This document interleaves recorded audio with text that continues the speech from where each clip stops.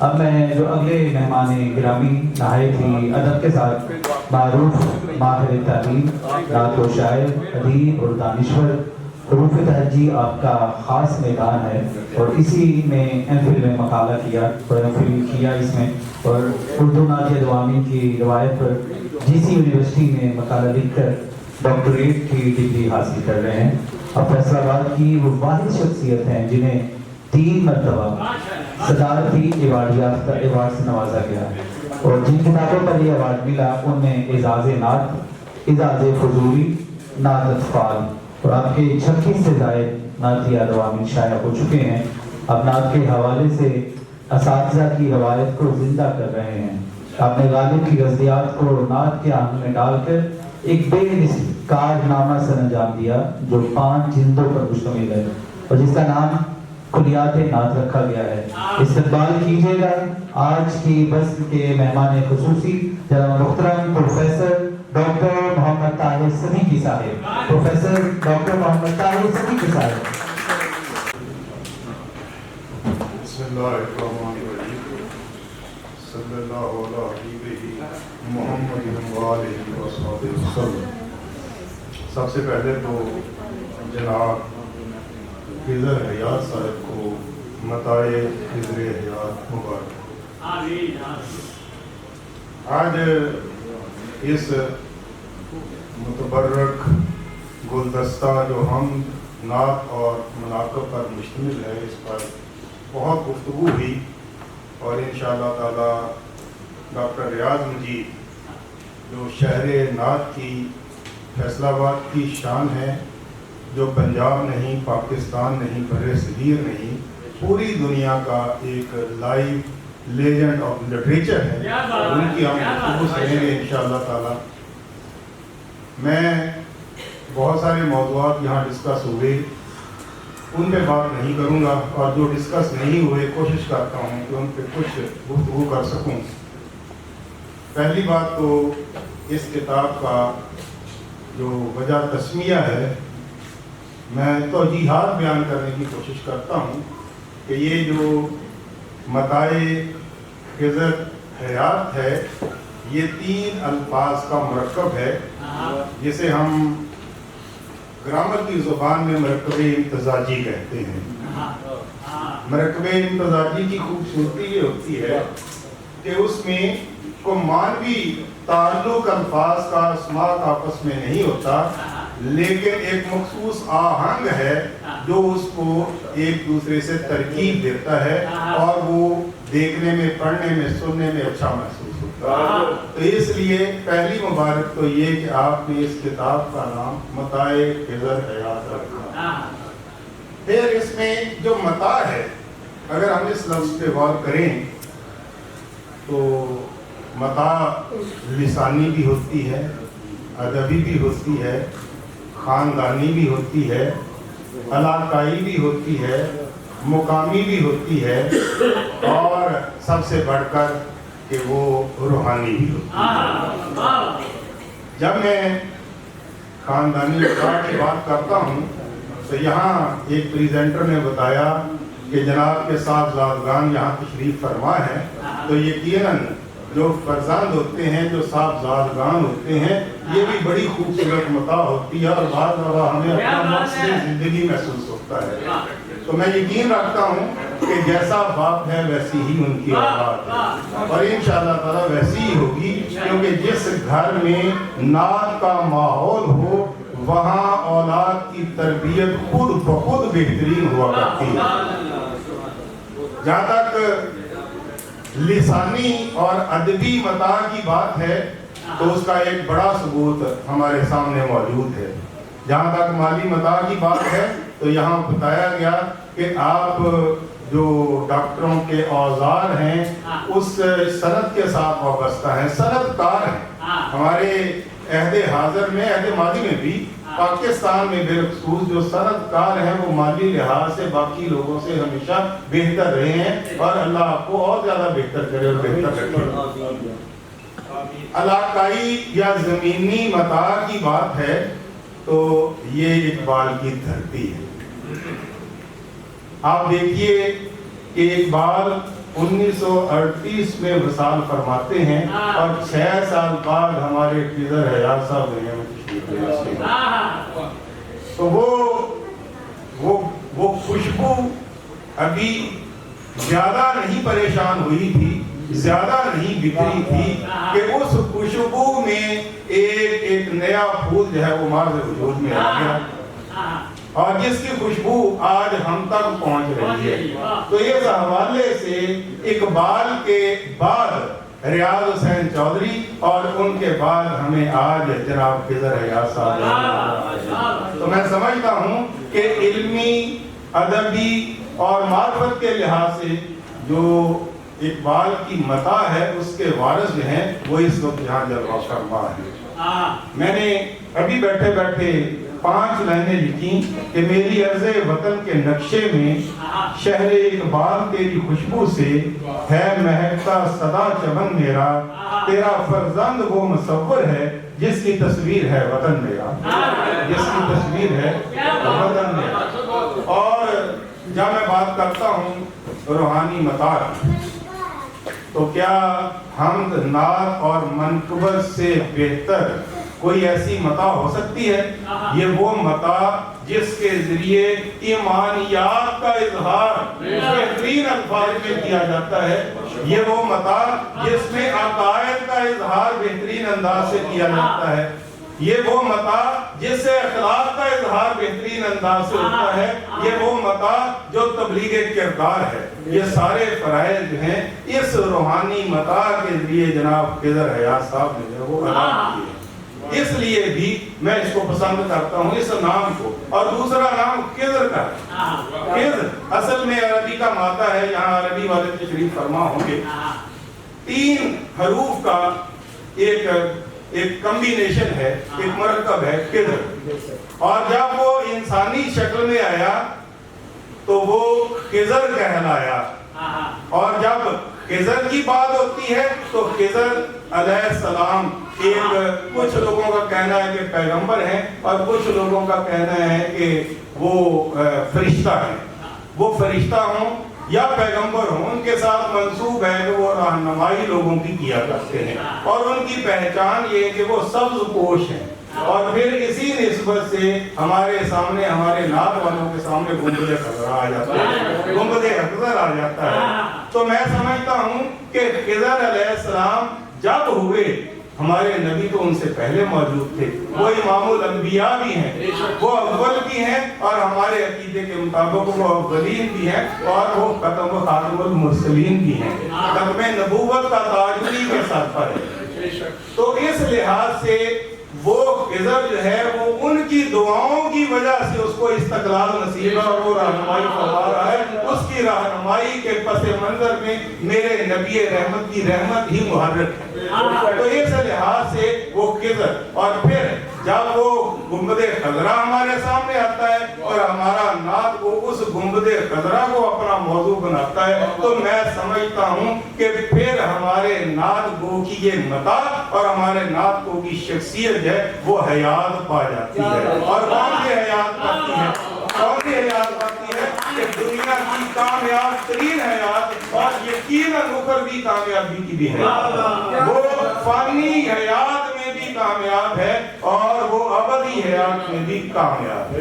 तो मैं ये बातें इस किताब का जो वजह तस्मिया था उसकी तौजीहात बयान करने की कोशिश कर रहा हूं। अब मैं थोड़ी सी बात करूंगा इस किताब में जो नाते हैं उनकी साख के लिहाज से। मैं इस लिहाज से बात करूंगा कि आज की तकरीब जो है ये तकरीब रूहनुमाई और पजीराई है। तनकीदी नशिस्त और होती है, इस्तफहामिया लहजे कहीं और इख्तियार किए जाते हैं, मुशायरा कुछ और होता है।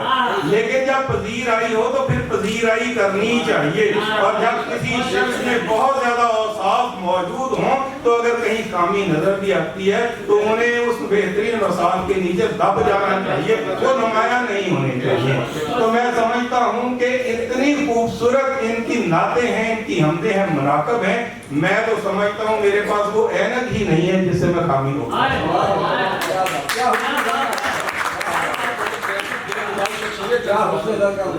میں نے ان کی نعتوں کو بالخصوص اسٹڈی کیا ہے. ان کی 99 نعتیں ہیں جو اس کتاب میں موجود ہیں. اس کے علاوہ بے شمار ہوں گی، بہت ساری وہ جو انہوں نے لکھ لی ہوں گی، اور بہت ساری وہ جو ابھی بھی ان کے دل میں موجود ہوں گی اور ان کا ظاہر بھی ہوگا. اور کچھ وہ بھی وہ ریاض مجید صاحب بتائیں گے کہ انہوں نے کچھ مؤخر کی ہوئی ہیں کہ جنت میں جا کے انہوں نے حضور کو سنا. وہ کیا شعر تھا ڈاکٹر صاحب؟ میں وہ بھی لاتے سنائیں. دیکھ کر لکھنی ہوں گی کیسی نعتیں، وہ نعتیں جن کو جنت پر موقع کر رہے ہیں. تو جو 99 انہوں نے نعتیں لکھی ہیں، میں اگر ساخت کے لحاظ سے تجزیہ کروں تو ان کی جو ردیفی حرف ہیں ان میں انہوں نے مصوتے جو ہیں وہ استعمال کیے ہیں 60 مصوتے. یہاں حسان صاحب تشریف رکھتے تھے، یہاں کچھ اور نعت خواں حضرات ہیں، انہیں پتا ہے کہ جس نعت کا مصرع مصوتے پہ ختم ہو اسے ترنم کے ساتھ پڑھنا بہت آسان ہوتا ہے، تو لفظ میں بھی پڑھنا بہت آسان ہوتا ہے. جو میں نے لسانی متاع کہی ہے نا، میں اس کی بات کر رہا ہوں، ان کے لسانی شعور کی بات کر رہا ہوں. بعض دفعہ یہ ہوتا ہے کہ شاعر کو نہیں پتا ہوتا ہے، لیکن جو اللہ نے اس کو صلاحیتیں دی ہوتی ہیں اس کا اظہار صفائے کرتاس پر منتقل ہوتا رہتا ہے. تو انہیں خود نہیں پتا کہ انہوں نے کتنا بڑا کارنامہ انجام دے دیا. اس حوالے سے کہ انہوں نے 60 نعتیں ایسی کہی ہیں کہ جن کی رتیب جو ہے وہ الف واو اور یہ پہ ہیں، یعنی حروف علت یعنی مصوتوں پہ ہیں. اور مصوتوں کی ادائیگی یہ ہوتی ہے کہ جب ہم مصوتہ ادا کرتے ہیں تو وہ آواز دل سے نکلا کرتی ہے.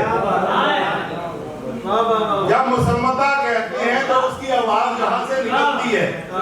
تو نعت کہنے والا دل سے ہی نعت کہتا ہے، اور اس کا ثبوت یہاں موجود ہے کہ 60 نعتیں. اور ان کی تقسیم بھی کیا ہے؟ ان کی ذیلی تقسیم ہے کہ انہوں نے الف پر 16 ردیفوں میں حروف تہجی میں انہوں نے نعتیں کہی ہیں، اور اس کے ساتھ جو 5 کہی ہیں وہ بھی نون غنہ اور الف کے مرکب سے کہی ہیں. یعنی وہ الف جو ہے اس کی انفی آواز جو ہے وہ اس انداز سے ہوگی کہ وہ الف ہی موجود ہوتی ہے اور وہ آواز بھی دل سے ہی نکلتی ہے. جب ہم کہتے ہیں کہاں تو دل سے نکلتی ہے آواز، ہمارا منہ کھلے کا کھلا رہ جاتا ہے. کس کی بات کرتے ہیں؟ اندر بھی حیرتی ہو جاتا ہے. یہاں سے آواز نکلتی ہے کہاں، وہاں، بیاں، شاں، ذیشاں.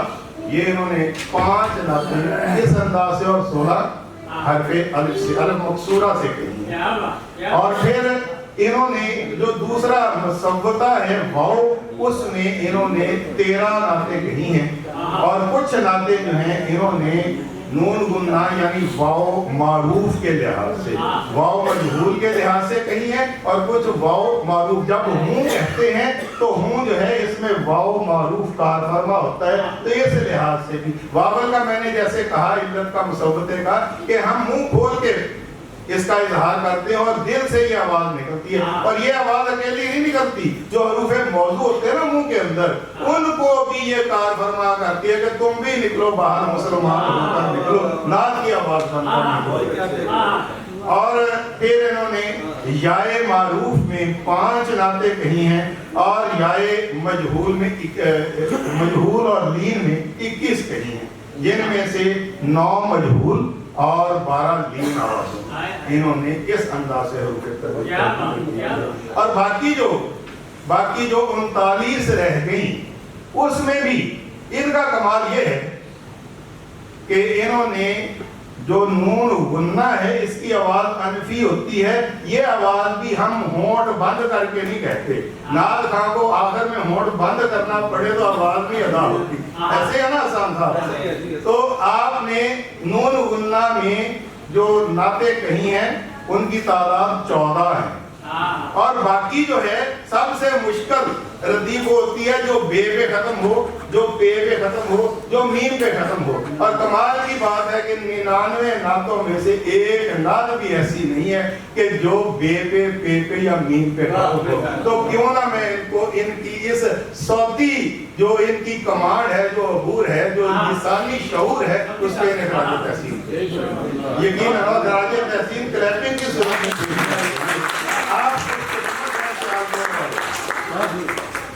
میں کہا کرتا ہوں کہ ہم شہر ناز والے خوش قسمت ہیں کہ یہاں ناصر حسین راضی صاحب جیسے اور ڈاکٹر ریاض مجید جیسے شخصیات موجود ہیں, لیکن آپ کتنے میں خوش قسمت ہیں کہ آپ کے پاس جو ہے وہ ریاض حسین چودھری اور ڈاکٹر علامہ اقبال موجود ہیں. اور ان کی جو ایک آئینہ داری جو ہے وہ آج خضر حیات صاحب کی صورت ہے. میں ساتھ کے ساتھ کچھ فکری حوالے سے باتیں کرنا چاہتا ہوں جو میرے حصے کی رہ گئی تھی. باقی تو یہاں سارے پریزنٹر آ کے وہ بیان کرتے رہے ہیں. 3 جذبات جو ہیں وہ ہر نعت کو شاعر کے ہوتے ہیں, ایک دوری, ایک حضوری اور ایک محجوری. مجھے تینوں جذبات ہی خضر حیات صاحب کے ساتھ میں نظر. دوری, روتا ہے راتنا, اس کا دل تڑپتا ہے کہ کسی طرح سے حاضری ہو جائے, کسی طرح سے حاضری ہو جائے. اور میں نے دیکھا ہے کہ ان کی جو 5 نعتیں ہیں وہ دوری کے جذبات سے بھرپور ہیں, روتے ہوئے نظر آتے ہیں, رقیق القلبی کا مظاہرہ کرتے ہوئے نظر آتے ہیں. اور پھر اس آنسوؤں کی لاج جب رب تعالیٰ رکھتا ہے, حضور کی چشم رحمت ہوتی ہے, تو پھر یہ حاضر ہوتے ہیں. اور پھر ان کی حضوری کی نعتیں جو ہیں وہ 4 نعتیں بھرپور. ویسے تو جگہ جگہ اشعار موجود ہیں, لیکن پوری نعت ایک مزاج سے کہ جس میں حاضری کی کیفیات بیان کی ہوں. یاد رکھیے احباب کہ جو حاضری کی کیفیات ہے نا, یہ نعت کو شاعر کی معراج ہوتی ہے. مجھے یاد ہے میری ایک کتاب تھی جس کا بھی ذکر ہوا, اعزاز حضوری. وہ حضور سرور عالم صلی اللہ علیہ وسلم کے روزہ اقدس پر 13 روزہ قیام کے درمیان وہ کیفیات منظوم, اس پہ ایوارڈ بھی ہوا تھا. تو اس کی جب تقریب اس طرح کی ہوئی تھی, ڈاکٹر اسحاق قریشی رحمۃ اللہ علیہ اس کے صدارت فرما رہے تھے, تو انہوں نے ایک بات کہی. انہوں نے کہا کہ اصل میں تو نعت ہوتی ہی حضوری میں ہے. جو حضوری میں نعت نہیں کہہ سکتا اسے نعت نہیں کہنی چاہیے. غیاب میں کوئی نعت نہیں ہوتی. اور پھر انہوں نے یہاں آپ نے بھی ایک بات کہی تھی, ایک اور پریزنٹر نے کہی تھی کہ انہوں نے کہا کہ جب حضرت حسان رضی اللہ تعالیٰ عنہ وہ نعت پڑھا کرتے تھے تو حضور نعت سنا کرتے تھے, اور وہ ان کو دیکھ کر کہا کرتے تھے حضور آپ کا چہرہ انور, حضور آپ کی زلفیں, حضور آپ کے بیسو, حضور آپ کی ادائیں, اور حضور سے داد لیا کرتے تھے. گویا سنانا سنت حسان اور سننا سنت رسول صلی اللہ علیہ وسلم. تو ڈاکٹر اسحاق قریشی صاحب کہتے ہیں غیاب میں کوئی نعت نہیں ہوتی, نعت ہوتی ہی حضوری میں ہے. جب ہم دور ہوتے ہیں اس وقت بھی حضور ہوتے ہیں, اور جب ہم محجور ہوتے ہیں اس وقت بھی حضور ہوتے ہیں.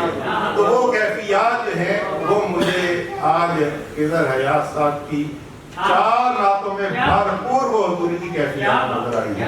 اور اس کے بعد محجوری, وہاں سے بچھڑنا, یہ ایک بڑا مرغوب موضوع ہے شوق, بڑا مرغوب. اور ہوتا بھی ایسے ہی ہے. جو لوگ وہاں جا چکے ہیں, مقبول شاکر صاحب بیٹھے ہوئے ماشاءاللہ بھرپور جذبات کا اظہار اپنی نعتوں میں کرتے ہیں. وہاں سے واپس آنا, پلٹ جانا ہے مر جانے سے مشکل, کہاں پر دل کی حالت آ گئی ہے.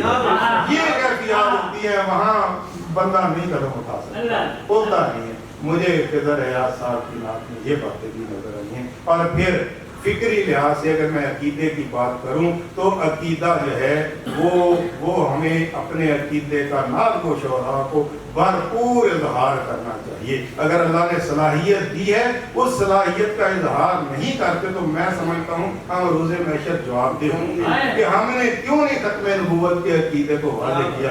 2 ان کی بھرپور نعتیں جن کی ردیف ہی یہی ہے, اور پھر ایک ردیف, 2 ردیفیں ایسی ہیں کہ جن سے بہت سارے لوگوں کو خوف ہوتا ہے. ہم کل اطلاع کے کہتے ہیں کہ نعرہ رسالت,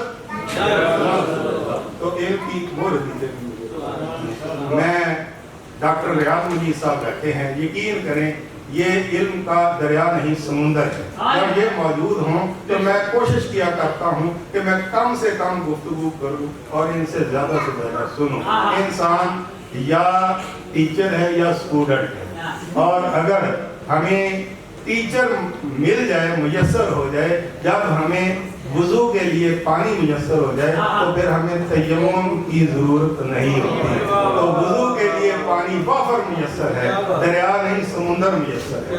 तो मैं इन्हीं अल्फाज के साथ इजाज़त चाहूँगा, एक दफ़ा फिर मुबारकबाद देते हुए आपको और आपकी औलाद को कि कितने खुशकिस्मत हैं कि आपको इतना अजीम बाप जो है वो मुयस्सर है। कितना खुशकिस्मत है ये शहर कि जिसे किधर हयात मुयस्सर है। बहुत